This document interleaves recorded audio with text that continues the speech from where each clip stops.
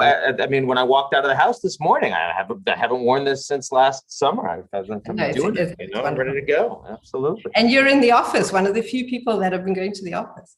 Well, I declared myself essential, which I thought that seemed like the appropriate thing to do. Well, we all think you're essential in any event in our lives. So yes, absolutely. Andrea, whenever you're ready for us, please let us know.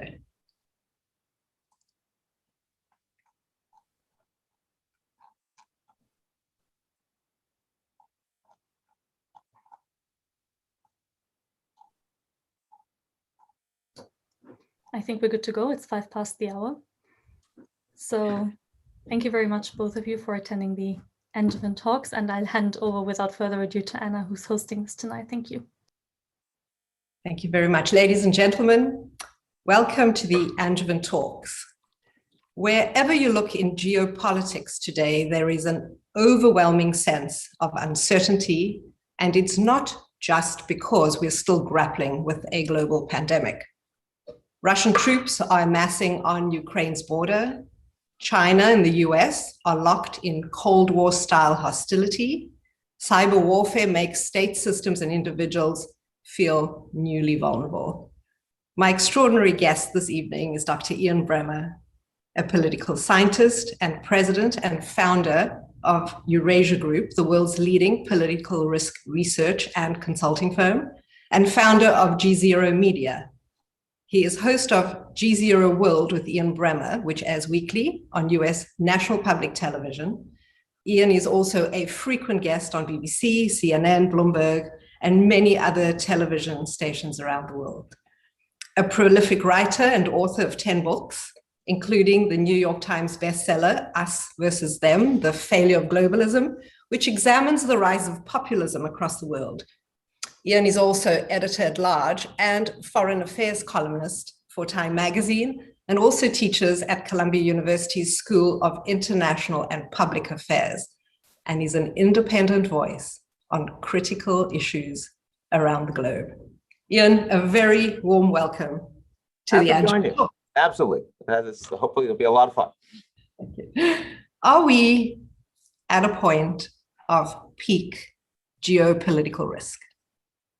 Oh, no. Peak. I mean, there are obviously lots of tensions today. People worried about Russia as the country is in decline, and they massed lots of troops on the Ukrainian border. People are worried about increased exercises of the Chinese in and around and in Taiwanese airspace, and then they worry about Turkey. And you saw the war recently, Armenia, Azerbaijan with the Turks precipitated. There's no question there are big geopolitical tensions out there, but none of them are imminent. None of them are things that look like they're about to fall apart. So I wouldn't say we're at peak geopolitical risk. What I would say is that the global order is changing.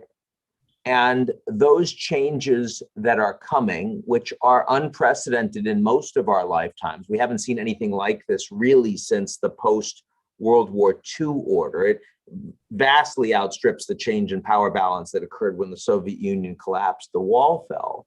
I think those are changes that are actually going to be massive, and they will precipitate enormous geopolitical risk down the road over the next, let's say, 1 to 2 decades. I mean, simply think about where China was technologically in terms of its power projection and capabilities 10 years ago. It was nowhere, wasn't remotely close to the US. It is today close to parity in 10 years. And there's no one credible out there that can say confidently that they won't be able to outstrip the Americans in a meaningful way that would affect national security fundamentally over the next 10 years. That would be the biggest geopolitical change of our lifetimes.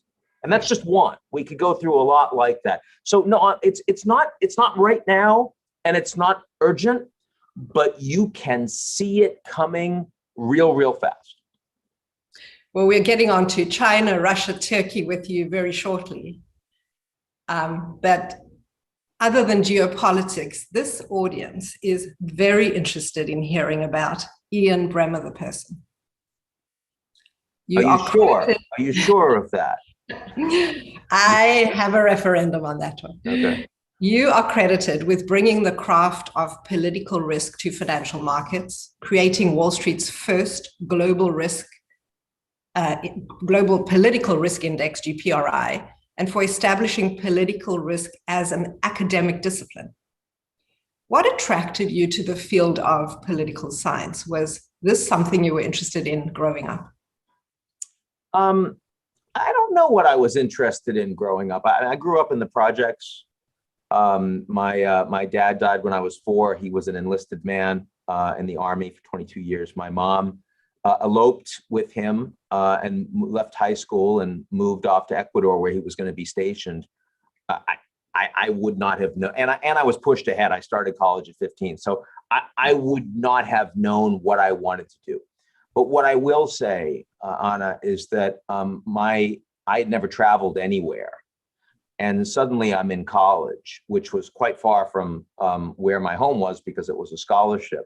And there was an opportunity with a professor to take a student trip to the former Soviet Union. So here I am now 16 years old, and my first trip ever outside the United States was to the former Soviet Union with Mikhail Gorbachev months before becoming the general secretary. I mean, you can just imagine the impression that that made on me, especially because, I mean, 2 things that were particularly profound about it. One was that so much of what I learned and experienced on the ground, meeting a lot of kids my own age who were in these republics of, you know, Russia, Ukraine, Armenia, Georgia, Azerbaijan, at that point, all part of the former Soviet Union, they were so different than what I would have expected from the rhetoric of evil empire that I had heard from Ronald Reagan, right? And I'm not saying that in any way I like the Soviet regime, but the people and understanding that is something that's very important. And secondly, you know, when I was in the Armenian Republic, I bumped into people that look like my relatives on my mom's side, which, you know, you travel all the way around the world and see something like that. There's this one guy, little bald guy at a local bazaar with like 70, 80 years old with hair coming out of his ears. And he looked just like my great uncle Nubar. I mean, it was ridiculous. And so, you know, you can just imagine a 16-year-old kid, the impact that would have on you. And I think that always gave me the bug to want to understand the world, to want to travel, to want to engage, to want to learn. To want to experience. And I did it, and it was political risk. It wasn't becoming an academic, right? Because, you know, I think you've actually got to experience the world before you can teach about it. When I finished my PhD, I taught for a couple of years at Stanford. My advisor, who recently passed away, the great Robert Conquest, who's far better known where you are at Cambridge than he is in the United States, but a truly magnificent man, wanted me to stay at Stanford. And I said no, because I wanted to go and get a job, a real job. I had never worked. I'd never done anything. And he thought I was crazy. So he called my mother. He called my mother and he said, this guy's insane. We're offering him this incredible opportunity and you have to talk some sense into them. And so they did. My friends, my mother, they all ganged up on me. And I stayed for a couple of years. And I had this beautiful walnut lined, you know, bookshelves, office, and it was incredible. But, you know, I felt like a fraud. I felt like I was 24 years old and I'm supposed to teach. I hadn't done anything. So I needed to go to New York, of course. I needed to make a mark. I needed to like go out and actually like do something, like be productive. And if companies weren't going to hire me, then I was going to have to start it myself. But that was the whole, I mean, that was more than you needed, but you actually said people wanted to know about me. So that was kind of what was going into my head when I was going through the sort of the process of educating and figuring out what my career was going to look like. And obviously that initial reason is still a factor that drives your interest and your work today. Absolutely, 100%. So maybe even more, because people have become so siloed, because because the World Wide Web that was just starting when I was a graduate student in 89, 91, 92, today is not a World Wide Web anymore. It is a splinter net. It is, and with algorithms that are serving to feed people only information they're already predisposed to agree with. It is a time where it has never been more essential for people to break out of that and really understand the world around them, because we're going to fail as a species on this planet if we don't get that right. Absolutely. So Ian, you earned a master's degree and a doctorate in political science from Stanford, as you touched on. You did your PhD on the politics of ethnicity, Russians in the Ukraine. This topic became highly relevant in 2014. Yeah. And right now, again, ongoing. What led you to write about the topic in 1994? And did you foresee its relevance now in 2020 and beyond? Well, the real question is what led me to start writing about it in 1991, which is when the Soviet Union collapsed and was collapsing. And part of it was the wonderful Bob Conquest, who was best known globally for being the most preeminent historian on Stalin, but also had done a great deal of work of a backwater in the former Soviet field, nationalities. And that's what I found interesting, that here you have this empire, and within the empire, you have these 15 autonomous republics, right? And then underneath them, autonomous regions and areas like a Matryoshka doll. But they were nations, they were ethnicities. Yes. Some of them felt like countries, some of them had been countries, right? And so here you are looking at a leader who's reforming the Soviet Union. He's decentralizing power, Hozrashot. He's opening the economy, perestroika. He's opening restructuring the economy. He's opening the political system, glasnost.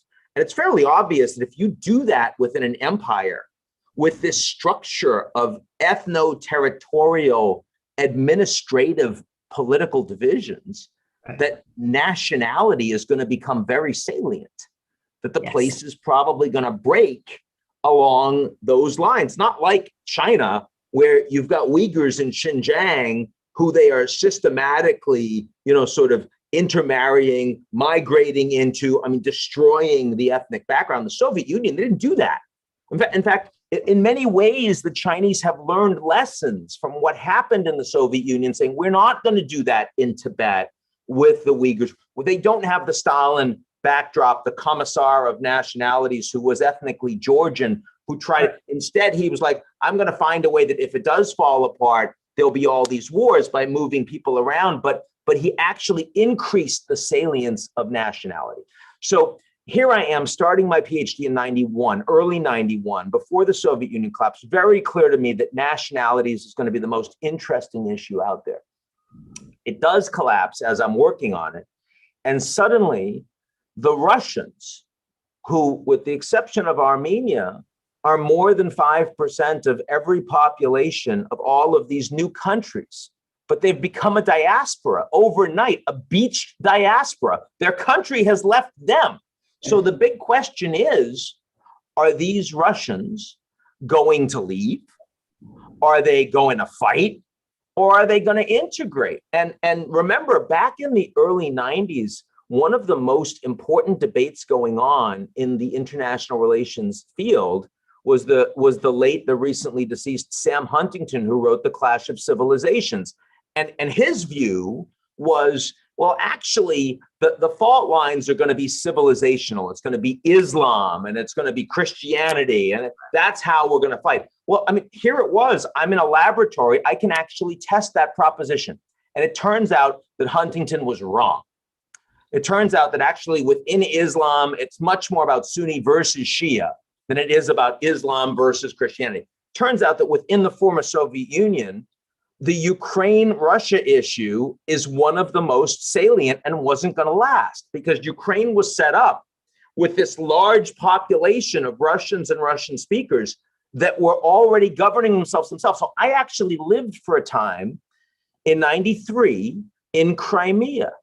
Oh, wow. And Crimea at that point in independent Ukraine was an autonomous republic with its own legislature, with a Russian tricolor flag on top of it. So when people ask me today, they say things like, is China going to invade Taiwan?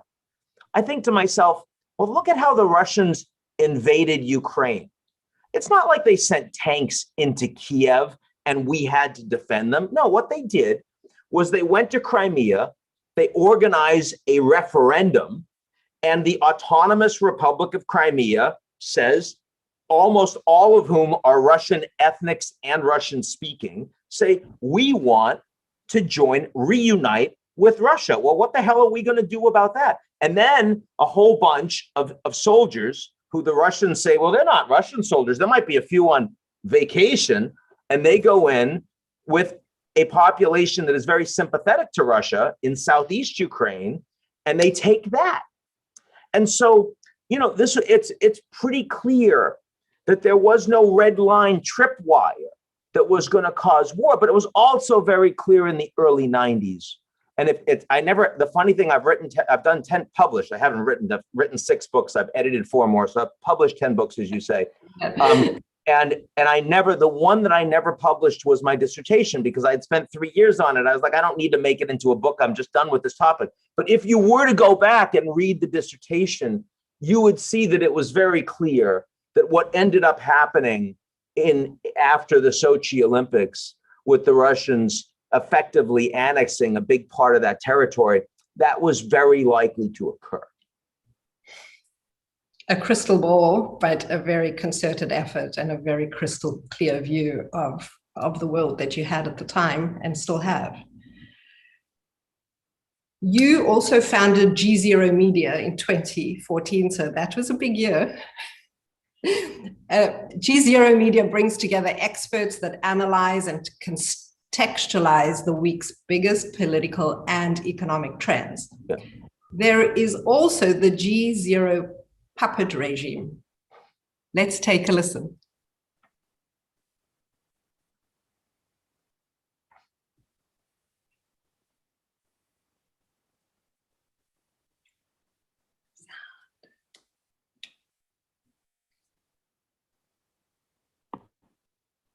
This made a certain wolf living next to kingdom very happy. You see, wolf was sad and jealous because long ago he had big scary empire of his own. Now some of the princes wanted to leave the kingdom, and one of them actually did. Ha ha! Now Wolf made friends with many princes in this troubled kingdom. This helped a lot when one day Wolf ate Ukraine. I will never forgive the wolf for that. Sure you will. You depend on Wolf for many, many special potions. Anyway, one day a friendly kingdom across the Western Sea fell under control of a scary, scary king who was very mean. Please, totally fake fairy tale. Your kingdom is a freeloading sham. Everybody knows it. He is not correct. A kingdom must become the chevalier in the shining armor to save itself. Come on, man. There's a new king in town, you see. And just like that, America's back. But is that something we even want? No, not me. Enough. Look, after 16 years of casting spells to keep this kingdom together, a certain fairy godmother got fed up with all of this and left. And you know what happened to the kingdom next? There you go. Why do you do this to me? This is horrible. We actually have people that do the accents properly. Kim Jong-un is an actual Korean whose father was North Korean, and she channels him like when he's drunk. It's hilarious, the whole thing. It's hilarious. Well, Ian, the puppets are extraordinary, and I wanted to share it with everybody. How did you come up with that idea? You know, I loved The Muppet Show when I was a kid. I loved Schoolhouse Rock when I was a kid. And at a time when people have made politics so much more toxic, where people are saying that in the 70s and the 80s, when I was growing up, it was not a thing. If you had a kid that was dating or was marrying someone from another political party in the United States, that was not really a problem. People would say that in polls. Today, that's unacceptable. That's a line that antagonizes people as much or more as, you know, as a different religion, as a different race. That's astonishing in the United States. And so, you know, what's something that I could do with a little investment and a platform that would make people more open and less angry, less crazy about politics. And it seems to me that the puppets is one thing. It's very hard to get antagonized by puppets. And this is not spitting image style puppets. These are cute puppets. Even the Trump puppet is a cute, bumbling puppet. It's not an anxiety inducing puppet. So it just felt like, and no one else in political science was going to do it. Right. So, I mean, it's one of these things that if you want to do something and otherwise it is not going to get done, then it's kind of incumbent on you to do it. Well, I think it's a genius idea. It's very funny. It delivers the point and it does it very inoffensively. And I love watching them. So thank you. Thank you for really putting that together. It means a lot. So on Twitter, you have pinned. I'm going to kill your tech people next time. I just want to let you know, but that's okay. We'll deal with that. That's my first time I think I've ever tried to overdub one of these things, and we won't do that again. So. Well, I'm sorry about the. No, it's fine. I did my best, but my best. I'm just saying, at some point, people should look at this by itself because it'll amuse them more. No, it's wonderful. On Twitter, you've pinned the tweet that reads, "If you're not following some people you dislike, you're doing it wrong." Can we just talk about that phrase quickly and why it's important? It's important because kind of connected to the fact that we need to travel around the world and understand opinions that aren't our own, especially after a year of pandemic. It's not just that people have been locked down. People have suddenly severed the connections except for the people that they're closest to and they trust. And their views are almost identical to theirs. That's right. And the media they consume is identical to theirs. And the algorithms that are being pushed to you are identical to yours. And it's such a horrible thing. So when we interview people for Eurasia Group, which I used to do myself, and now I don't anymore, but my people do, one of the first things we ask is, who are some people that you intellectually respect, that you disagree with, right, that you follow, that you read? And the funny thing is, you'd be surprised how many very well-educated people don't actually have answers to that. And that's a non-starter. That you cannot get employed at Eurasia Group or G0 if you can't answer that question. And you can't just make a few comments. You have to actually make the argument of that person, say why you respect the argument, what it is about it. Because if you can't understand the view of those that you disagree with, and can't understand that not only, are they not the villain of their own narrative, but that there's a sense to it, there's context to it, there's truth to it, then you're gonna fail. And I again, it's easy for me to do that with the 200 people that work for me at Eurasia Group, but I feel like by having that as my pinned tweet, so it is what anyone that sees me on social media has seen for 6 years or however long I've been on the platform, they understand that that's the kind of thing that makes you think a little bit. And I want people to think about whether or not they follow those people, because I know, like Paul Krugman, right, who you could invite to one of these talks, and he's a very, very smart economist. I don't know, maybe Mohammed disagrees with that. He's an economist, I'm not.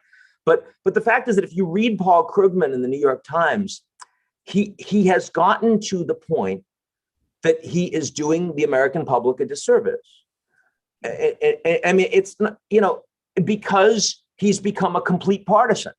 So you can no longer trust the analysis behind his views. And by the way, I don't think he's done that by himself. I think he's done that because he understands that the interactions and the feedback, and therefore the fame and the money that he gets from everyone around him, is so much greater when he gives them that red meat. And if he says anything that might actually be more nuanced, or God forbid, might give the opposing team some credit, he will get destroyed. And so he's highly, highly incented not to do that. So because I own my company, because I don't need anything really from anyone in the same way. No one's going to fire me. I feel like it's really incumbent on me to press as hard as I can into getting people to move away from what all of the algorithms are trying to get you to do. It's so damaging to our civil society. It's so damaging to our humanity to only be fed things that are safe and agreeable. It's just a problem. So how would you answer that question? Who would be the person that you admire intellectually but disagree with? Ian Bremmer. The person historically that I felt the most strongly about in that regard was Christopher Hitchens, who is, in my view, has been one of the most brilliant and beautiful intellectual minds I have ever encountered. And by the way, not only on a day-to-day basis, but I mean, after an entire fifth of bourbon, or Johnny Walker Black, excuse me, which was his preference, he didn't lose a step. In fact, he just got funnier while the intelligence was just as on point. And I completely disagree with him on views of God and then views of how politics should run and the social contract. But one of the great failings in my life, a bucket list item that I never got to accomplish and won't, is that I always wanted to debate him on a big stage. Because I respect him so much. Absolutely. And we miss it. But I mean, today I would mention people like Jonah Goldberg on the right, Glenn Greenwald so far on the left that maybe he's on the right.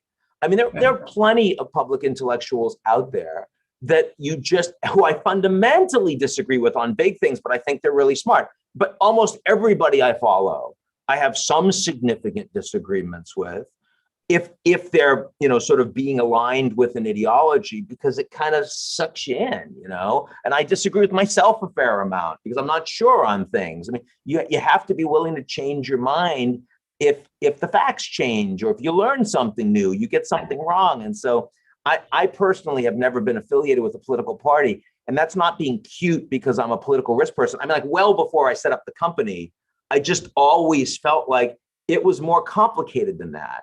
I didn't want to be in a position where by joining a team, that then meant that there were a whole bunch of boxes that I should check before I actually assessed my views on that stuff. Right.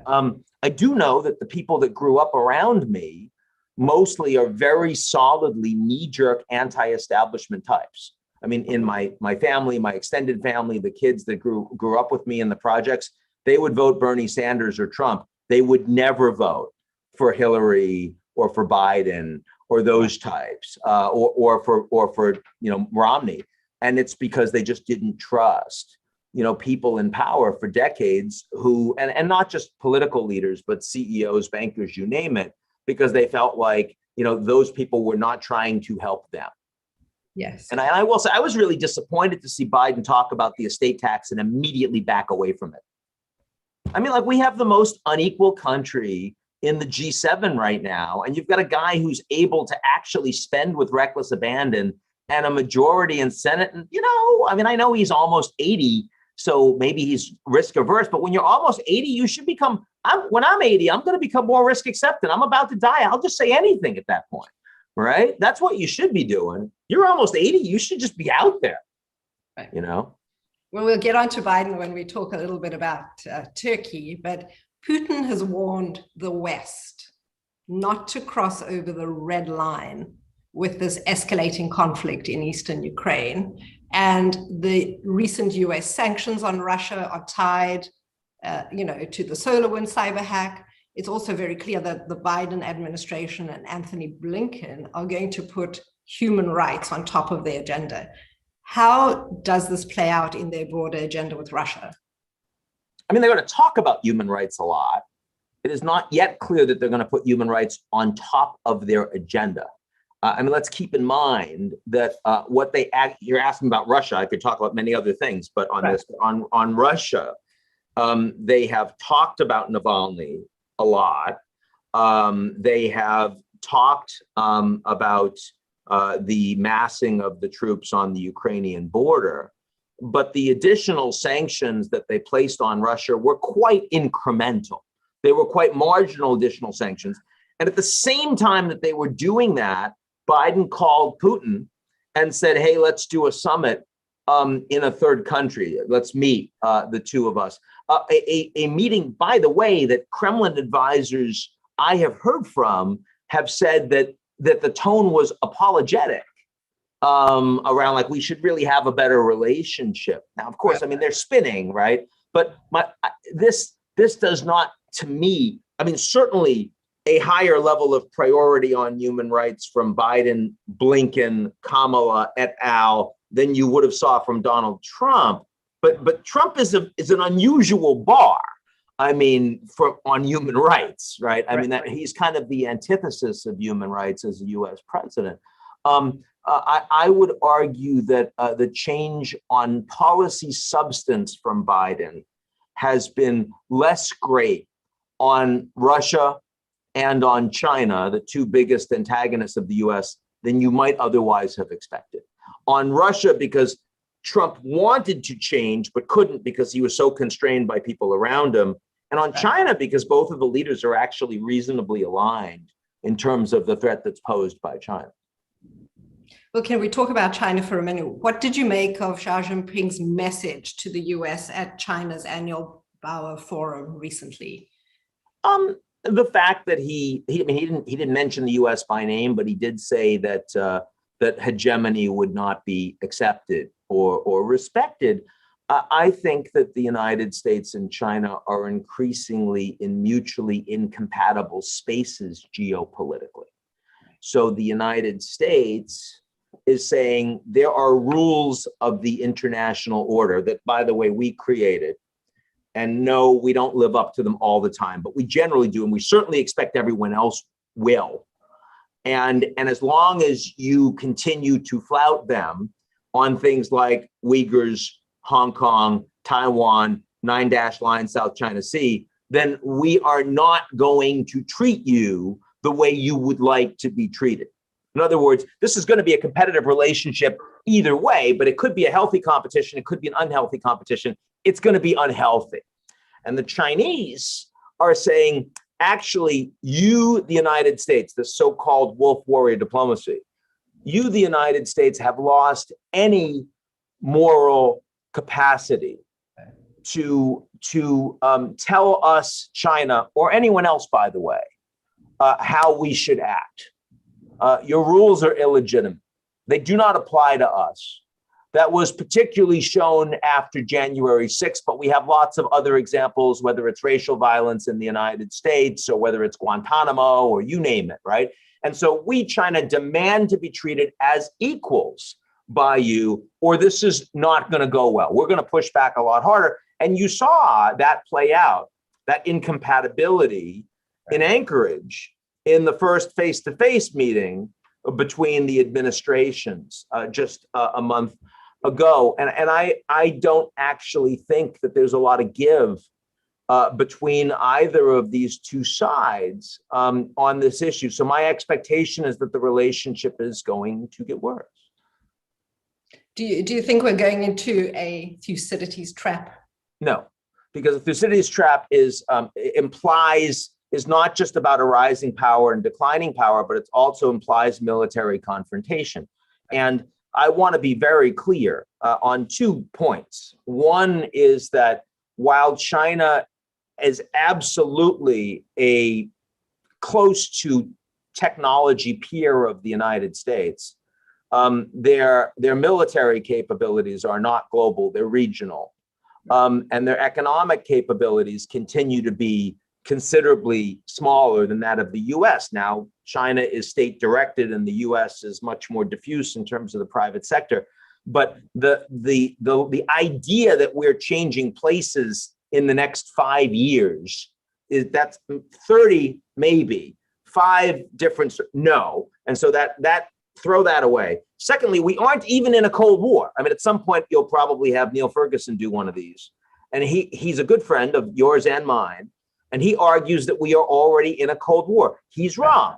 He's wrong. I mean, we might end up in a Cold War, but right now, there is an incredible amount of economic interdependence between the two countries, and it is recognized mutually.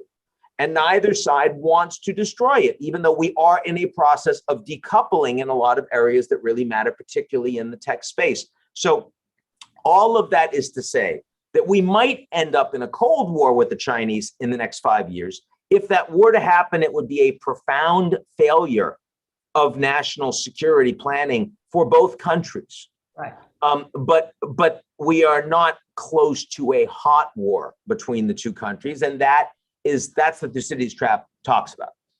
Well, your good friend David Miliband talked to us recently on what he calls the age of impunity, where countries are turning inwards without accountability. China seems to want to be competitive economically, but closed and not accountable politically. But I've heard you say often that even if we are dead against what the other side does, we have to meet with them. We have to confront it. And not just confront it, we have to work with them too. Absolutely. So I would argue that the idea of an Olympics boycott would be a massively stupid thing to do. Right. They'll hit us back in Los Angeles.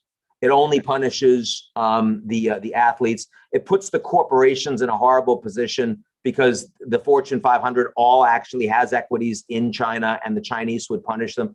We need to hit the Chinese in the areas where we are fighting and where we have to fight. And we need to find ways to work with them in areas that we need to work with them. And my hope is that over time, especially because we're the more powerful country, if we become more competitive at home, and so far Biden's doing a pretty good job on the domestic front, and if we're able to align a large group of advanced industrial democracies, particularly to coordinate with us, and Biden's trying to do that, but it's a lot harder, and frankly, he's made some mistakes on that front, the likelihood that the Chinese will end up expanding the areas that we see as constructive and interdependent, I think is higher. And I don't say that as someone who's in the pocket of the Chinese. I don't take a single dollar from China. But I do say that as someone who knows that for my country to succeed, we can only do so if the Chinese are succeeding with us. China's failure would be far worse for all of us globally. And that is something that is inadequately appreciated by most in the foreign policy establishment today. Ian, we could go on forever. I know there's a lot of people that have entered the room. There's a lot of questions for you. I wanted to touch on what you thought of, Britain's foreign policy. Maybe you can just weave it into some of the questions now a little bit about, can they have their cake and eat it too? Because they are obviously looking at a new foreign policy, and they are talking about the Indo-Pacific and looking eastwards. So I would appreciate it if you could comment on that. I will see you at the end of the talk. We really appreciate this. I will now hand over to Andrea. Thank you, Ian. My pleasure. Thank you very much, both Anna and Ian, for this really interesting conversation.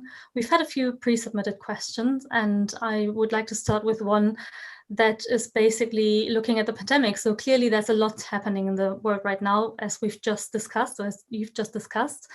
But the global pandemic has understandably attracted lots of attention by the media, politics, and society at large. So what do you think are the political consequences of this pandemic, and how will they shape international relations, possibly for the decades to come? It's obviously such an incredible misfortune that we have this global pandemic and we have no global cooperation whatsoever on supply chain, on vaccines, development, research, distribution, you name it. And in fact, even the beginning of this pandemic, the fact that for 4 weeks, the Chinese government lied to the WHO and their own people about human-to-human transmission inside their country, while hundreds of thousands of Chinese were traveling around the world. This would not have happened were it not for that. The fact that the United States was America first all the way through the pandemic, and was only making the relationships internationally worse as a consequence. And even Biden, who I think everyone understands is a well-intentioned man, but is risk averse, with a team around him that's risk averse. The Indian government and the Serum Institute were begging the Americans for help. Not just vaccines, but ingredients for vaccines that there was a de facto export ban on. And everyone I talked to on the pharma side says 4-6 weeks ago, the United States could have exported to India with no consequence for the ability of the Americans to roll out the vaccines domestically we needed to. And only this last weekend did we feel fit to promise the Indians we were going to do something with them. the Indians in the Quad, who we were very happy to say, oh, we're going to fund you so that you can produce and export vaccines all over the world. The Indians, whose per capita income is vastly lower than ours, but they were exporting vaccines at a time that we were not. How is that okay? And I get it. It's okay because other countries and their humanity doesn't matter as much as ours does. I mean, not maybe philosophically, but in terms of actual policy. I understand that, but it doesn't feel okay to me. I mean, like, I am an American, but being an American doesn't matter as much to me as being a human being. It just doesn't. It's not even close. And as a political scientist, I feel that more strongly. And so I don't like the attitude that my government shows to the rest of the world right now. I don't like the fact that when we decided to leave Afghanistan, and by the way, I'm in favor of leaving Afghanistan, but I don't like the fact that we did an interagency conversation with all of the folks inside the USA, the CIA, the State Department, the Defense Department. We figured out what we wanted to do, and we made that decision. And then we told our allies. Now, do you know that our NATO allies actually have more troops in Afghanistan than we do? You know, they've lost more troops in Afghanistan than we have. You know that radical Islamic terror is now more of a problem for them in their countries than it is for us. And they're much more worried about what happens if the Taliban takes over and the Afghan government falls. I was recently talking to high-level German officials telling me how angry they were because they wanted to stay in Afghanistan. They would have expanded their presence if they had been asked by the Americans, but no, they were told, not by Trump, they were told by Biden, we're out. They were told by Trump too, don't get me wrong. I mean, Trump did other stupid things that the Germans really disliked. But I mean, I get that we're not America first anymore in terms of our marketing slogan, but a lot of what we do, a lot of the way we act shows this American exceptionalism that just is not on. So, I mean, I just, and answering the question about what do we think about how the pandemic's affecting politics, I want to become, it's for me, what underpins the age of impunity that David Miliband talks about is the G0 world. It's not a G1, it's not a G7, it's not a G20, it's every nation for itself. It's an absence of global leadership. And that is a real problem. That's why the geopolitical risk in the world in the coming 10 years feels to me becoming far, far higher than at any point in my lifetime. Again, I wasn't around during the Cuban Missile Crisis. I just missed that one. That was, you know, a brief moment of existential risk for the world. But since then, nothing close.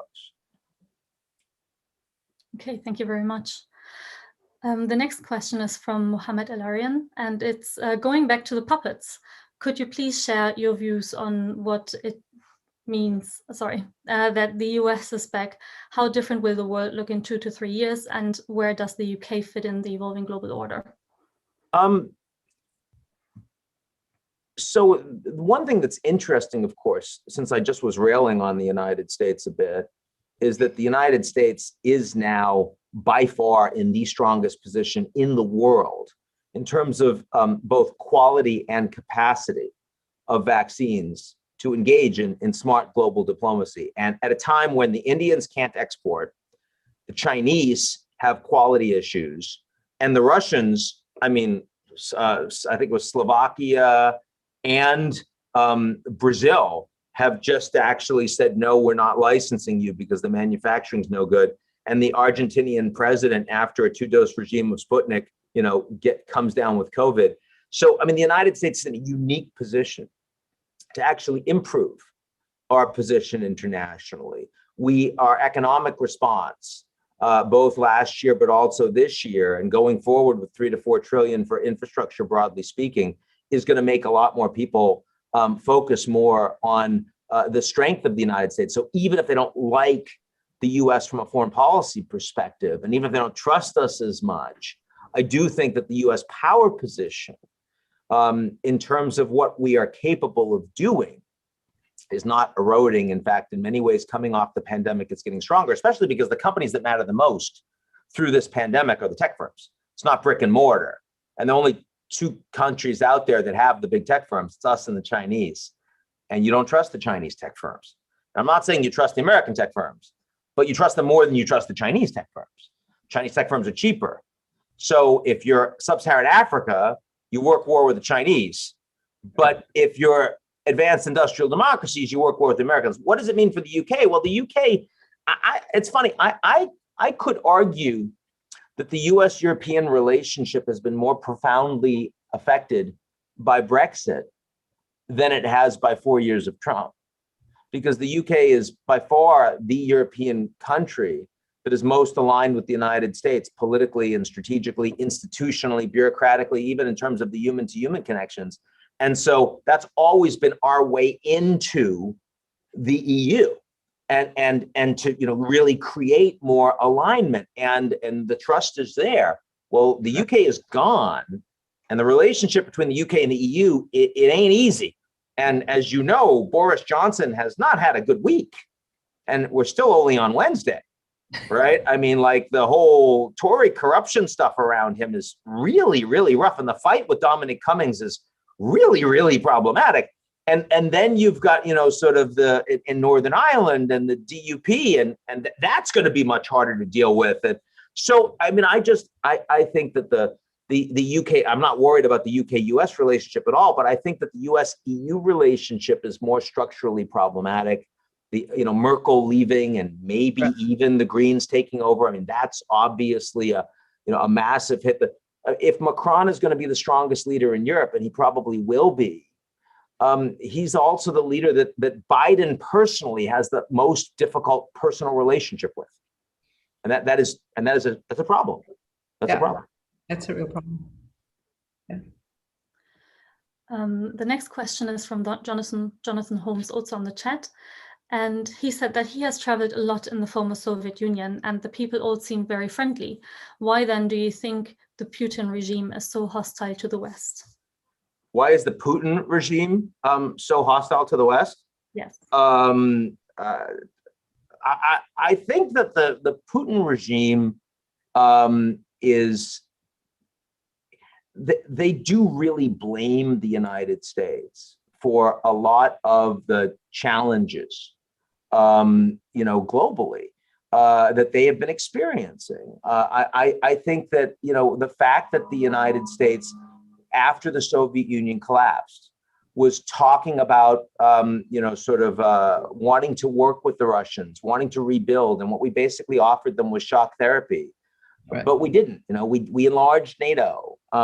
We did Baku Jehan. We invested and tried to get multiple pipelines to undermine Russian influence. They even after 9/11, they offered us, support diplomatically to get the bases, Kyrgyz Republic, Turkmenistan, overflight capacity, and we kind of treated the Russians. I don't think we tried to undermine the Russians. I think we didn't care. I think we truly didn't care. And I think that, that's I think that Putin took that very personally. I think Putin, and also there is a level of belief of conspiracy theory on the part of Russia that, George Soros was working with the State Department to try to overthrow the Ukrainian government. And we didn't care about Ukraine when they were asking for support until the Russians then said, no, we'll give you the money we'll basically loan you more cash, but you've got to join just the Eurasian Union. You can't be a part of the EU association agreement. And then suddenly we paid attention. We complain about Crimea, but declaring recognizing Kosovo, which was a breach of international law, not a problem for the United States. I mean, he's got a lot of things that he blames us for. I think he's only correct about 30% of it. But 30% isn't much. I mean, it's not nothing. It's not nothing when you're in an environment where everyone tells you what you want to hear, where the state media is in control, where there isn't any real opposition, and where you think you're just a big dude. And so I think that those are the things that together have made Putin such a serious antagonist. And the final thing I would say is everyone talks about this SolarWinds hack, and that the Americans aren't doing much to respond. Our cyber offensive capabilities are every bit as good as Russia's. And we engage in all sorts of espionage against Russia all the time. And the reason why we don't need to respond, with new sanctions against SolarWinds, because we are responding. And I think that Putin, it really annoys Putin, that level of hypocrisy. And Putin basically sees all countries as all willing to take the same sorts of steps. So Biden calls him a killer. Yeah. Aren't you a killer for what you support in Yemen, for what you do in Afghanistan, for all of your drone strikes? Now, I don't happen to think that Russian respect for life in the Kremlin is the same as, that is shown by the United States. I really don't. And if I can find it, do I have it? I'd love to show it to you. Oh, no, it's not here. I have one of my favorite photos around here someplace is me and Boris Nemtsov, who used to be a very close friend of mine. We wrote op-ed together in the New York Times and all the rest. And of course, he was assassinated just outside the Kremlin. That doesn't happen in the United States. And I think that the problem we have as Americans right now is that we are the most politically dysfunctional and divided of all of the advanced industrial democracies. And it's a lot easier if the strong get, but we're also the strongest. And so, I mean, if Canada tells the Russians that they're doing something wrong, they have much more moral credibility in doing so, but they have no power. So the US is still in the best position from a power position to actually do Iranian sanctions and talk about the Uyghurs and the rest, but we're in the least credible moral position of the advanced industrial democracies. And the Russians take advantage of that. And Chinese take advantage of that. Okay. We have probably one final question from the chat, which is from Emma. And she said that you've said how much you value listening to ideas to which you are fiercely opposed. Is there a limit to this? And she gives an example, for example, that Iran's recent appointment to the UN's Commission on Women's Rights should be an exception. I think that the fact that you should listen to engage with people doesn't mean that there aren't propagandists out there that are engaged in bad faith. And I think that when people engage in bad faith arguments, you should stop engaging with them or make fun of them, right? I mean, I prefer making fun of them, right? So like for me, I have a troll of the week, right? And so my guys look through all of the people that make commentary on my social media. We find the insult that we think is funniest and we promote them because they almost never have any promotion. They're, usually have 10 followers. So I figure like I can make a little fun of myself, give them a little bit of like back scratching. It's fine. But you don't need to engage with those people seriously. If they're engaging in bad faith, if they're just insulting you, or if they're just pushing a propaganda line, if they're not engaging in truth seeking, you don't need to do it.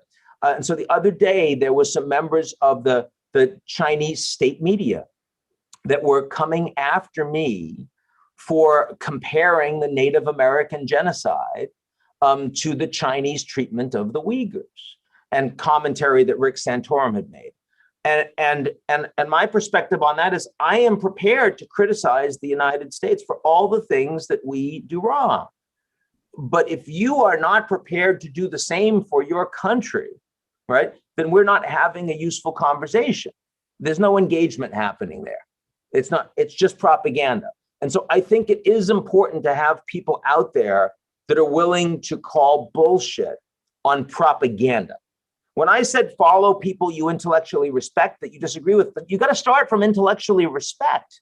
Right. And there are people with all sorts of views out there, left wing, right wing, socialists, conservatives, capitalists, libertarians, all of this stuff. There are people out there who, the only reason that I'm Catholic is because I grew up from a Catholic family. That's random. That's like saying I'm a Scorpio because I was born in November, right? Which is true. But it's equally meaningful. Like I could have been born someplace else. I'd be different. And that would change some of my preferences, some of my cultural norms, some of my values. But for people who are promoting an argument in bad faith, for people that are functionally lobbying, for me, I can't even imagine the idea. For me, the definition of lobbying, which is taking someone's money and in exchange promoting values that aren't your own, is almost the definition of inhumanity for me. I just couldn't conceivably do it. And when I engage with people that aren't actually being human, and instead they're lobbying for something else, there's no good faith there. So you stop that. You stop that. And I think the question you raised about, the Iranian regime being on the Human Rights Council in the United Nations, that's close to the line. That's close to the line for me. But there's an honest, for a lot of people, the United States being on the Human Rights Council in the UN, right? Again, like I'm fine with like Bhutan, New Zealand, Canada, right? I mean, there are countries out there that would just do a much better job on the Human Rights Council than the United States. The problem we have with the United States is we're deeply flawed, but we're better than, a lot, and we happen to be the most powerful. So I also think that as much as we can all have this wonderful, kind of theoretical conversation, that when you're talking about applications to the real world, you have to take that, it's a component, but whether or not that person matters is also a component. And if I have advice to you on how to live your life to get yourself in a position where you can actually focus much more on the values and the people that matter, and less on worrying about what you say and what you do for an audience that you don't actually believe in. Because if you're doing the latter, you will end up becoming that. You can't fake it. That's the single worst thing that can happen to anybody. Ian, on that incredible note, we thank you very, very much. Apologies for one person's bad manners. I get trolls everywhere. It's awesome. It's, I truly have no problem. Incredible.